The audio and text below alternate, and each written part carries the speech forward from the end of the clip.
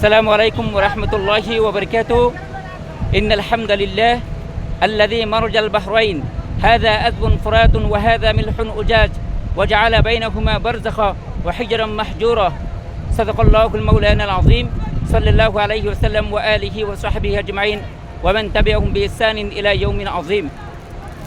আজকে আমরা কথা বলবো আল বাহরু ফি দুইল কুরআন, কোরআনের আলোকে সমুদ্র বিজ্ঞান।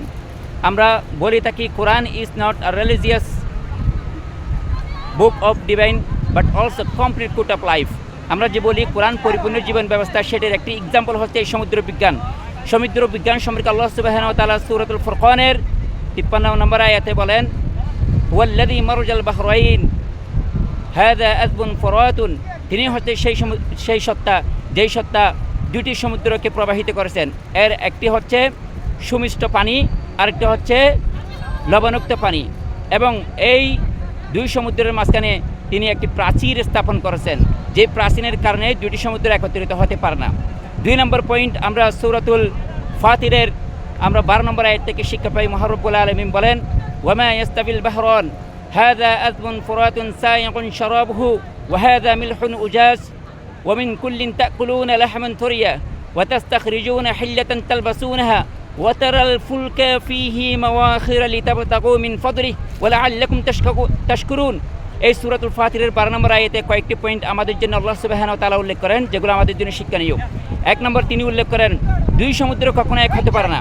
একটি সমুদ্র হচ্ছে মিষ্ট পানি, সুস্বাদু পানি, আরেকটি সমুদ্র হচ্ছে লবণাক্ত তিক্ত পানি। 1 নম্বর পয়েন্ট, এটা শিক্ষা।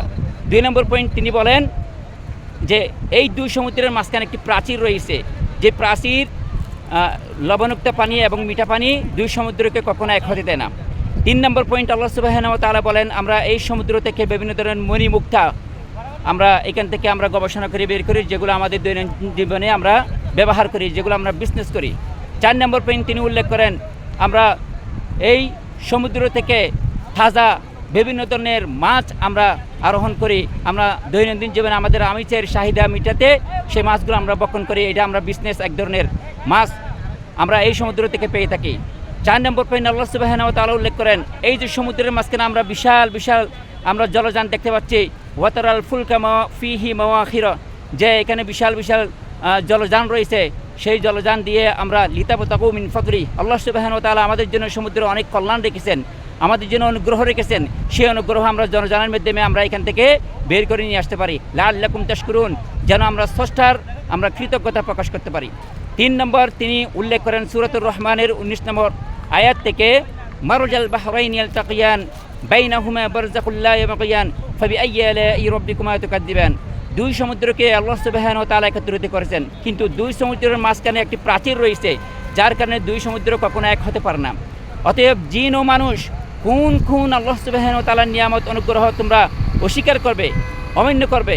এরপর আল্লাহ সুবহানাহু ওয়া তাআলা বলেন, ইয়াখরুজু মিনহুমাল লুলুউ ওয়াল মারজান, এই সমুদ্র থেকে আমরা মণি মুক্তা প্রবাল বিভিন্ন ধরনের উপাদান আমরা বের করে নিয়ে আসি। বৈজ্ঞানিকের গবেষণার মাধ্যমে, আমরা রিসার্চের মাধ্যমে সমুদ্র থেকে আমরা মণিমুক্তা এবং আমরা বিভিন্ন ধরনের প্রবাল আমরা সংগ্রহ করে নিয়ে আসি। এরপর আল্লাহ সুবহানাহু ওয়া তাআলা বলেন, ওয়ালাহুল জাওয়ারুল মুনশাআতু ফিল বাহরি কাল আনাম, এই সমুদ্রে যে বিশাল বিশাল যে পাহাড়ের মতো, আমরা সমুদ্রের মাঝখানে যারা আমরা ভ্রমণ করেছি তারা জানি সমুদ্রের মাঝখানে যে জলযান রয়েছে সেগুলো হচ্ছে বিশাল পাহাড়ের মতো। আল্লাহ বলেন, ওয়ালাহুল জাওয়ারুল মুনশাআতু ফিল বাহরি কাল আনাম, সমুদ্রের মাঝখানে যে সকল জলযান রয়েছে বিশাল বিশাল, সেগুলো দেখতে পাহাড়ের মতো, কিন্তু সেগুলো নিয়ন্ত্রণ করে একমাত্র আল্লাহ সুবহানাহু ওয়া তাআলা। আল্লাহ সুবহানাহু ওয়া তাআলা আমাদেরকে সমুদ্র বিজ্ঞান সম্পর্কে আমাদেরকে কোরআনের মাধ্যমে আউটলাইন দিচ্ছেন, সাজেস্ট করতেছেন যে তোমরা কোরআন নিয়ে গবেষণা করো, কোরআন নিয়ে চিন্তা করো, কোরআনে পেয়ে যাবে সমুদ্র তোমাদের জন্য কী রয়েছে, সমুদ্র তোমাদের জন্য কেন গুরুত্বপূর্ণ, তোমাদের জীবনে সমুদ্র কেন কল্যাণ বয়ে আনবে।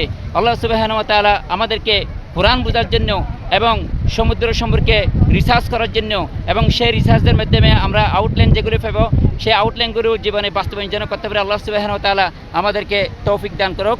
আমিন। আসসালামু আলাইকুম ওয়া রাহমাতুল্লাহি ওয়া বারাকাতুহু।